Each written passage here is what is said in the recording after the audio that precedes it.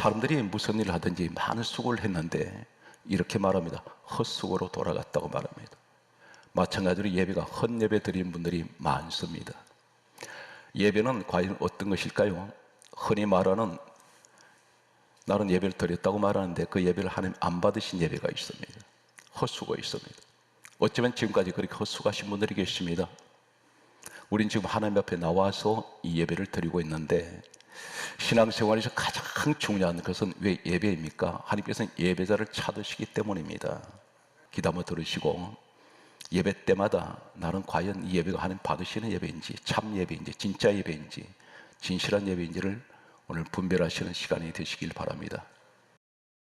원문을 단어를 몇 가지만 여러분께 소개하면서 그래야 충분히 이해가 될 것입니다. 그 예배를 난 드렸다는데 하나님 안 받으셨다고 하는 예배가 될 수가 있습니다. 예수님께서 이 땅에 오셨을 때 친히 직접 하신 말씀이 있습니다. 제자들 입을 빌리지 않고 직접 하신 말씀은 요한복음 4장 23절 말씀에 아버지께서는 참 예배를 드리는 자를 찾으시는데 영과 진리로 예배할 때가 오나니 이렇게 말씀합니다. 참 예배, 진짜 예배가 어떤 예배일까요? 여기 참이란 말은 진짜란 말입니다. 아버지께서는 참되게 예배하는 자를 찾으시는데 영과 진리로 예배할 때가 오나니 영은 무슨 예배인가요? 그리고 진리가 무엇일까요? 아버지 하나님께서는 이 영과 진리로 예배하는 사람만 찾습니다. 그 예배를 받으시겠다는 것입니다. 동시에 요한복음 4장 24절에 말씀하시기를 이렇게 말씀하십니다. 하나님은 영이시니 자기에게 이렇게 예배하는 자를 찾으시느니라. 하나님께서 이 시대도 각 시대에 찾는 예배자가 있습니다. 여기에 참이란 말이 무슨 말이며 영은 무슨 말이며 진리가 무슨 말이며 그리고 예배하는 자는 영과 진리로 예배할지니라. 할지니라는 이 의미가 어떤 것일까요? 원문을 우리가 보아야 가장 정확합니다. 한글 성경에는 더 이상 의미를 찾을 수가 없습니다. 원문을 소개합니다. 영이란 말은 여기 요한복음 4장 23절에서 24절에 영과 진리로 예배하는 자를 하나님 아버지께서는 찾으시니라. 영은 푸뇨마라고 하는 헬라어 단어를 쓰고 있습니다. 푸뇨마. 이 푸뇨마가 마태복음 4장 1절에 성령입니다. 성령으로 예배하라 했습니다. 그러면 성령으로 어떻게 예배를 드려야 됩니까? 진리가 무엇일까요? 이 진리란 말은 요한복음 4장 23절에서 24절에 영과 진리로 예배할지니라.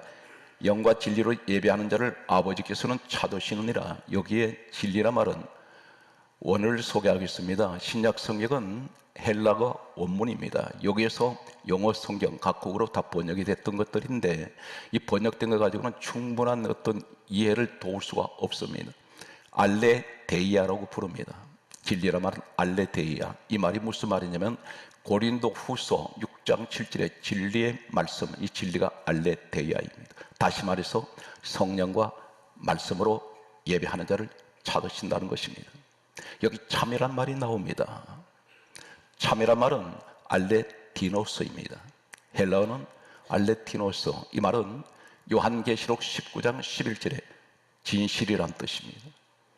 한마디로 말씀드리면 하나님께서는 성령과 말씀으로 예배하는 자를 진실한 예배로 받으십니다. 예배가 강단이 많이 더럽혀졌습니다. 강단이 오늘날 어떻습니까? 사람들은 그것을 환호합니다. 코미디 하나님으로 만들어 놓았습니다. 예배 때 웃기는 하나님. 한 가지 기억하십시오. 요한복음에 보면 우리의 아들이라고 이름 지었던 사도 요한이 혈기 왕성한 사람입니다. 얼마나 혈기가 있었냐면 사마리아 동네에 예수님 제자들 데리고 데려가셨을 때에 사마리아 사람들이 예수님 못 들어오게 막았습니다. 예수님 전도하러 가셨습니다. 그때에 이것을 본 제자 가운데 사도 요한이 예수님께 이렇게 말합니다. 예수님, 하늘에 불 내려서 다 태워버립시다.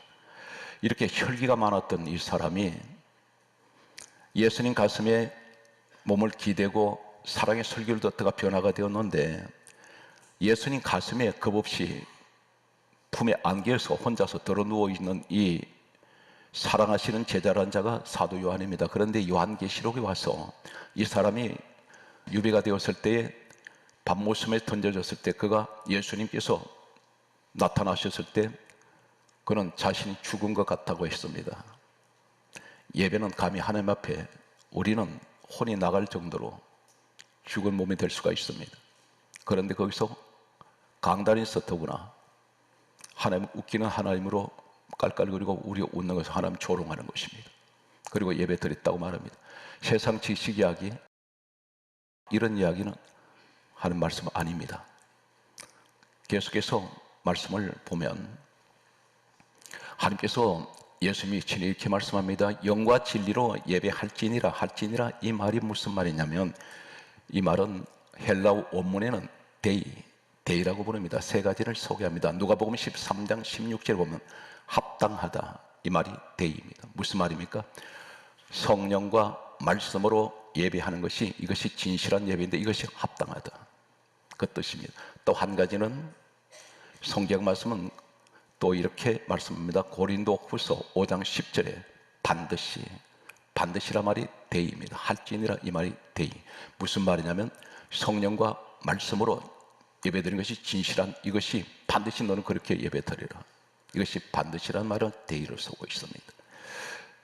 또 한 군데를 말씀드리면 에베소서 6장 20절 말씀에 보게 되면 당연하다, 이 말이 데이입니다. 할지니라, 똑같은 원문을 말씀하신 내용은 한마디로 정리를 하면, 하나님께서 찾으시는 영과 진리로 참 예배 드리는 사람은 어떤 사람이냐면 오직 성령과 말씀으로 예배 드리는 것이 진실한 예배인데, 이것이 합당하고 이것이 반드시 이렇게 드려야 되고 이것이 당연하다, 그렇게 말씀하셨습니다. 그런데 우리는 지금까지 예배 드리면서 혹시 지난달 우리 예배의 모습을 돌아보면 세상 지식을 전하는 소리 듣고 아멘 했지 않습니까? 하나님 철저하게 배제시킵니다. 그건 예배가 아니라는 것입니다. 그건 내 말이 아니라는 것입니다. 소개하겠습니다. 그러면 성령과 말씀으로 예배를 드린 것이, 이것이 영적인 예배인데, 그러면 성령과 예배하는 것이 어떤 것일까요? 성령님이 이 땅에 오신 목적이 하나 있습니다. 우리한테 성령께서 왜 임하시고 성령 기름 부으심 임하고 은사 주십니까? 모든 성령이 오신 목적이 한 가지가 있는데, 예수님께서 친히 말씀하시기를 요한복음 15장 26절에 예수님께서 이렇게 말씀하셨습니다. 진리의 성령이 오시면 그가 나를 정언하실 것이요, 예수님 정언하신다고 했습니다. 성령으로 예배한다는 것은 예수 소리를 들으라는 것입니다. 예배를 통하여 이것이 성령과 함께 성령으로 예배 드리는 것입니다. 이게 영의 예배입니다. 진리, 말씀으로 예배를 드리라. 이 말씀이 무엇인가요? 성경 말씀은 이렇게 기록하고 있습니다. 요한복음 1장 14절에 예수님께서 이 땅에 오실 때 말씀이 육신이 되어 우리 가운데 거하심에 우리가 그 영광을 보니 독생자의 영광이더라. 은혜와 진리가 충만하더라.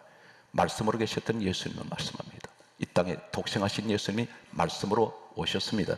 그래서 예수님이 이 땅에 오셔서 하신 말씀은 요한복음 5장 39절에 이 성경은 내게 대하여 정언하는 것이다, 예수님 이야기라는 것입니다. 그렇다면 성령과 진리, 영과 진리, 성령과 말씀은 결국은 무슨 얘기입니까? 예배 때마다 너는 무슨 말씀을 드려야 되냐면, 성령께서는 예수를 정언하는 것이고 말씀 자체가 예수님이기 때문에 너는 항상 예배 때마다 예수 그리스도에 관한 말씀을 들으라는 것입니다. 이것이 진정한 영적 예배라는 것입니다. 성경 말씀을 소개하겠습니다. 계속되는 말씀을 보면 이렇게 기록합니다. 골로새서 1장 16절에 그가 만물을 창조하시고, 그가 누구냐면 예수님이십니다. 성경 분명히 골로새서 1장 16절에 그렇게 말씀하고 있습니다. 이분이 누굽니까? 이 땅에 오신 예수님을 단순한 하나님의 아들이 아니라 빌립보서 2장 6절에는 근본 하나님 본체라고 말씀하셨습니다. 근본 하나님 본체 되신 예수님께서 이 땅에 하나님의 아들로 사람의 몸으로 오셨다는 것입니다. 그래서 하신 말씀이 골로새서 1장 16절에는 그가 만물을 창조하셨고 만물은 그를 위하여 창조되었다는 것입니다. 그래서 우리는 만물을 창조하신 근본 하나님 본체 되신 예수님을 예배해야 된다는 것입니다. 인류가 시작된 이래로 예수님 특히나 이 땅에 오신 이후에 2000년이 지난 지금까지 전설 같은 한 분이 있습니다. 이분은 신약 성경 27권 가운데 우리 학자들 사이에서는 13권에서 14권 이 신약 성경을 하나님께서 지시하게 하셔서 기록한 사람으로 알려져 있습니다. 이 사람이 사도 바울입니다. 이분은 예수님이 땅에 오신 이후 역사에서 최고의 설교가이며 최고의 학자이며 최고의 성경학자입니다. 그런데 이분이 뭐라고 말합니까? 고린도전서 2장 2절에 하는 말이 내게는 우리 주 예수 그리스도와 그가 십자가에 못 박힌 것 외에는 아무것도 알지 아니하기로 작정하였노라. 이분의 설교에는 오직 예수밖에 없습니다. 우리가 교회 왜 나오십니까? 교자로 나오십니까? 아니지 않습니까? 세상 돈 버는 수단을 방법을 배우러 나오십니까? 아닙니다. 단 한 가지, 예수 그리스도를 위하여 우리가 봉사합니다. 선교합니다. 기도하는 것도 예배 드리는 것도 모든 목적은 예수 그리스도의 우리가 그분을 위해서 나는 그분 때문에 구원을 받았지 않습니까? 그래서 이제는 구원받은 사람답게 하나님을 찬양하기 위해서 예배 드리는 자리에 내가 지금 나와 있습니다. 예수가 없으면 교회는 존재하지 않습니다. 오직 예수 그리스도를 통하여. 그래서 성경 강조하기를 사도행전 20장 28절에 하나님이 자기 피로 사신 교회라고 있습니다. 성경은 에베소서 1장 23절에 교회는 주님 몸이라 있습니다. 오늘 예수 그리스도를 위해서 우리는 예배하고 예수 그리스도를 위해서 봉사하고 선교합니다. 그런데 성경이 계속해서 이렇게 말씀하고 있습니다. 갈라디아 6장 14절에 바울이 이렇게 말합니다. 내게는 우리 주 예수 그리스도의 십자가 외에는 결코 자랑할 것이 없노라. 오직 이분은 메시지 속에는 항상 예수 그리스도 그리고 그는 십자가를 자랑했습니다. 바로 오늘 이 시대에 바로 바울을 닮은 목회자는 어떤 사람입니까? 영과 진리로 예배하는 사람, 오직 성령, 오직 말씀, 그 한 가지는 예수 그리스도를 소개하고 예수 그리스도를 이야기하는, 다시 말해서 오직 예수 그리스도를 예배하는 자를 말씀하고 있습니다. 우린 지난날 헌예배 드린 적이 많았습니다. 오늘 말씀에 비춰보면 나는 성령으로 예배하지 못했습니다. 나는 오직 말씀으로 예배 드리지 못했습니다. 그렇다면 이 예배는 헛수고가 될 수가 있다는 사실입니다. 성경 말씀을 계속해서 가겠습니다. 마태복음 15장 7절에 외식하는 자들아 이렇게 말씀하셨습니다. 외식이란 이 말이 뭐냐? 휘포크리테스, 헬라어 원문입니다. 이 말이 뭐냐면 가면선자, 두 얼굴 가진 자, 사기꾼, 거짓말하는 자, 이중인격자, 위선자라는 뜻을 가지고 있습니다. 무엇을 이렇게 하는 적나라하게 이렇게 말씀하실까요? 외식하는 자들아 휘포크리테스, 이 말은 너는 가면선자야, 너는 이중인격자야, 너는 사기꾼이야, 너는 거짓말한 자야.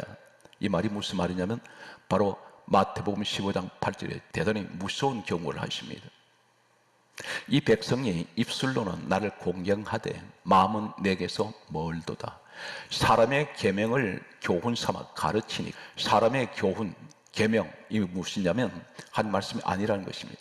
세상 지식을 자랑하고 세상 이야기를 하면서 그것을 사람의 계명을 교훈 삼아 가르치는 나를 헛되이 경배한다. 경배는 예배입니다. 너 헛예배 드렸다. 내 백성을 자리에 앉혀놓고 그 힘들게 와서 앉아있는데 너 세상 자랑하고 있냐? 이 소리는 너는 헛예배야. 그러면서 하신 말씀이 이렇게 말씀합니다.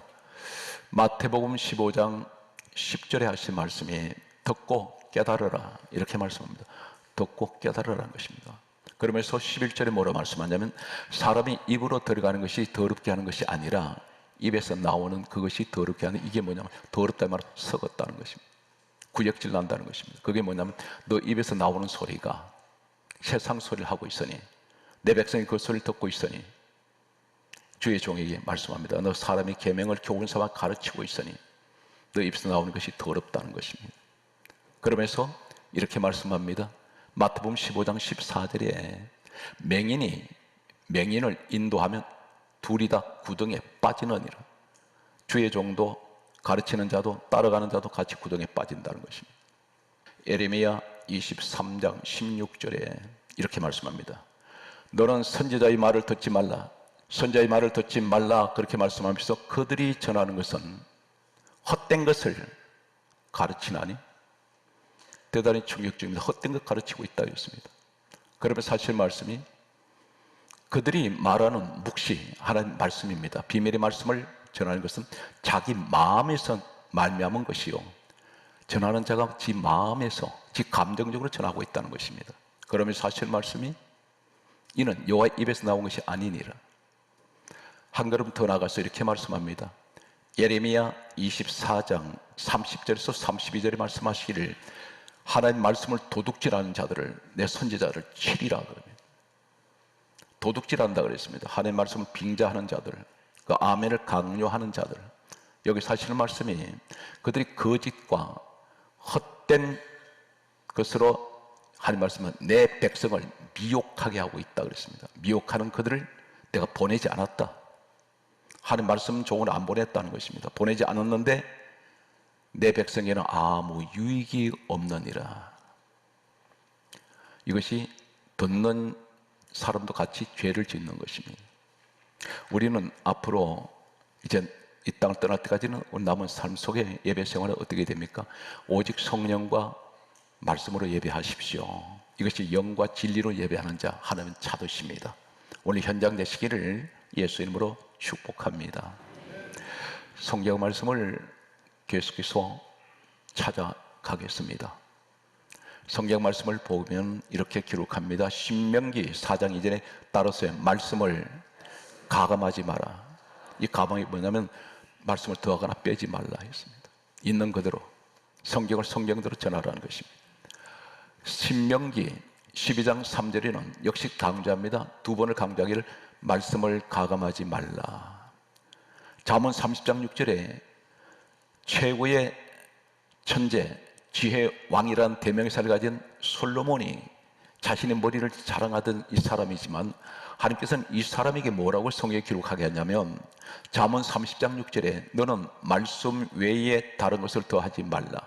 다른 것을 더하면 내가 너를 책망하겠고 너는 거짓말하는 자가 될까 두려우니라.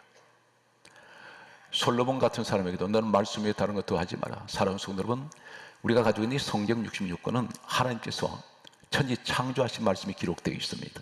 말씀으로 천지를 지으신 걸 믿습니까? 그렇다면 지혜가 있습니다. 이 지혜는 사람의 지혜를, 이건 상상 못하는 지혜입니다. 말씀을 계속 들으면 하나님께서 하나님의 지혜를 부어주세요. 그리고 영안을 열어주십니다. 그리고 우리에게 능력을 부어주세요. 천지 창조하신 지혜, 죽은 자를 살리시는 능력, 이 말씀 속에 이런 능력이 있습니다. 말씀을 심히 사모하는 여러분 되시기를 간절하게 소망합니다. 성경 말씀을 계속해서 보면 이렇게 말씀하고 있습니다. 고린도 전서 4장 6절에 따라서 기록된, 거기에서 기록된 말씀 밖으로 넘어가지 마라. 말씀 넘어가지 말라.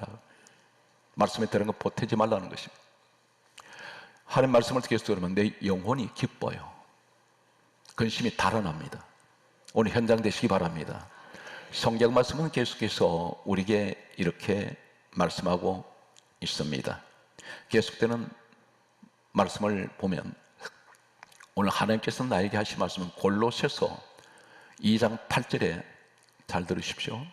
누가 철학과 헛된 속임수로 너희를 사로잡을까 주의하라. 이 철학이 뭡니까? 세상 지식 이야기.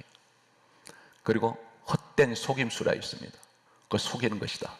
하나님 말씀합니다. 그러면서 이런 것은 사람의 전통과 세상 초동 학문을 따르며 그리스도를 따름이 아니니라.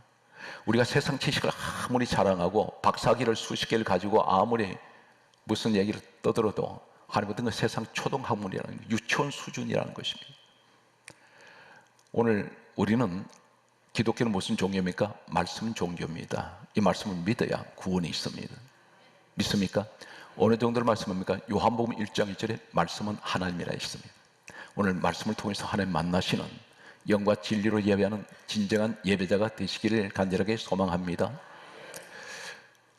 이 땅에 예수 신부된 사람이 많습니다. 아가서 4장 11절에 보면 신부의 자격이 어떤 것일까요? 우리 믿음으로 구원을 받는데 하나님 말씀합니다. 내 신부야 이렇게 부르십니다. 내 신부야 너 입술에서는 꿀방울이 떨어지고 내 혀 밑에는 꿀과 젖이 있구나.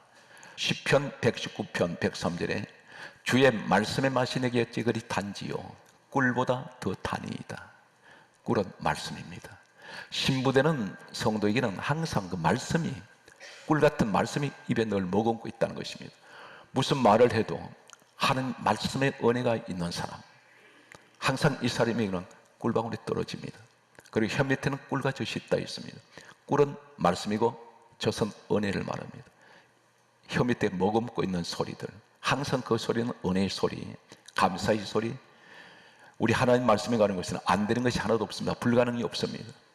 항상 입에서 나오는 소리는 긍정적인 소리, 사람에게 힘을 주는 소리, 소망을 주는 소리, 바로 이것이 하나님의 말씀입니다. 성경 말씀은 계속해서 우리에게 다음 같은 말씀을 하십니다.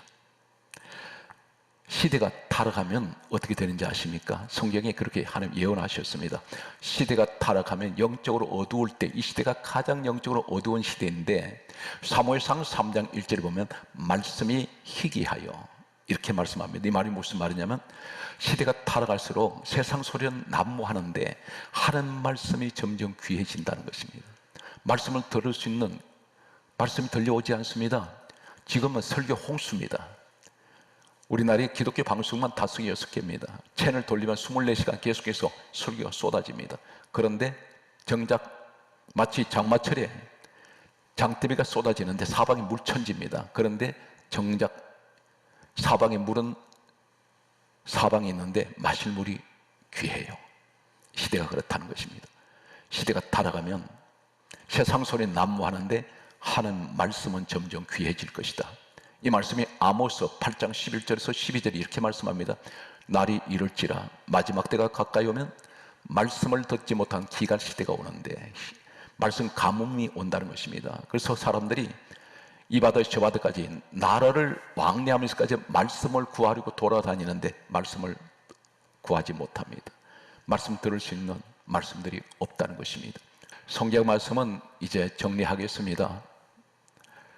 놀라운 말씀은 아까 제가 박상렬 우리 집사님이 기도하는데 어쩌면 본문하고 똑같은 기도를 해 주셔서요. 그래서 제 마음속으로 참 감동과 은혜를 받았는데 에스겔 37장 4절에 보면 에스겔 하나님 종을 성령께서 이 사람을 데리고 가시는데 환상 중에 어느 골짜기에 갔더니 마른 뼈들이 태산을 이루고 있습니다. 수많은 뼈들이 흩어져 있습니다. 누가 누구 뼈 이제 뒤섞여 있습니다. 마른 뼈라고 있습니다. 바싹 말랐습니다. 이 마른 뼈 어느 정도냐면 손만 갖다 대면 부스러져 버립니다. 다 부서진 이 마른 뼈를 하나님께서 이 에스겔에게 물으셨습니다. 인자야, 이 뼈들이 살겠느냐? 이렇게 물으셨습니다.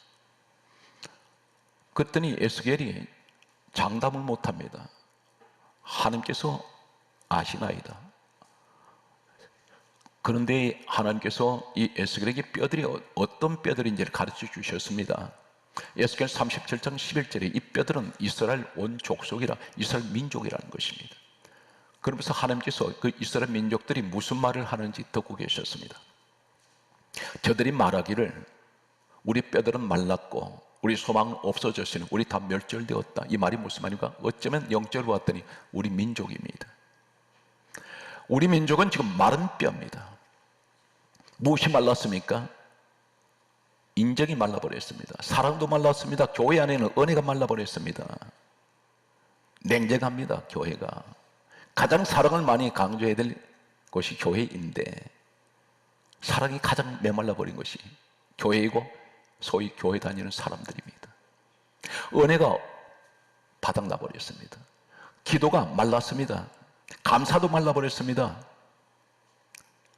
그리고 우리 뼈들이 말랐고 우리 소망이 없어졌습니다. 사랑하는 성도 여러분, 이 시대는 소망이 보이지 않는 시대입니다. 그리고 하는 말이 우린 다 멸절되었다. 우리나라를 세상 눈으로 보면 망할 것 같습니다. 우린 뼈들은 말랐습니다. 하나님, 내 가정도 사랑도 말랐고 소망도 말랐고 은혜도 말랐습니다. 믿음도 말랐습니다. 감사도 말랐습니다. 기도도 다 말라버렸습니다. 예배를 드려도 타성에 젖어 있는 이런 예배밖에 난 드리지 못하고 겨우 예배자리 때우고 돌아가는 뭐 감동도 없고 은혜도 없습니다. 아버지, 이것이 내 모습인지 모릅니다. 그런데 하나님께서 이렇게 말씀합니다. 에스겔 37장 7절에 너는 이 뼈들에 대하여 하나님 말씀을 따라서 대언하라. 대언이 무슨 말입니까? 너 마음대로 말하지 말고 대언이라 말은 내가 하는 말 성경 기도로 전하라는 것입니다. 그래서 대언을 하라 했더니 에스겔이 마른 뼈들을 향해서 대언합니다. 하나님의 여호와의 말씀을 들을지어다. 이 뼈들아 여호와의 말씀을 들을지어다 했더니 뼈들이 살아나는데, 이 민족이 되시기 바랍니다. 우리가 마른 뼈 인생인데 말씀을 어느 시간 들었더니 내가 살아납니다. 생명이 들어갑니다. 생기가 돋아납니다. 우리 가정이 일어납니다. 이 민족은 반드시 일어날 것입니다. 세상적으로는 소망이 보이지 않지만 다 망한 것 같은데 하나님 말씀이 전파되는 그 자리에는 기적이 일어나는데, 이 마른 뼈들이 서로 자기 자리를 찾아갑니다. 흩어져 있던 마른 뼈들이 무슨 얘기냐면 우리 가정이 한 말씀이 들려질 때 내 가정이 흩어져 있던 것들이 전부 다 제자리를 찾아가고 자리에서 일어나기 시작하는데 극히 큰 군대를 이룹니다. 이것이 말씀의 기적입니다. 사랑하는 성도 여러분, 항상 예배를 사모하시고 늘 영과 진리로 예배하십시오. 오직 성령과 말씀으로 예배할 때 오직 그곳에는 오직 예수 그리스도만 계셔야 됩니다. 따라서 오직 예수, 우리 주님을 찬양하는 오늘 여러분 되시기를 주의 이름으로 축원합니다.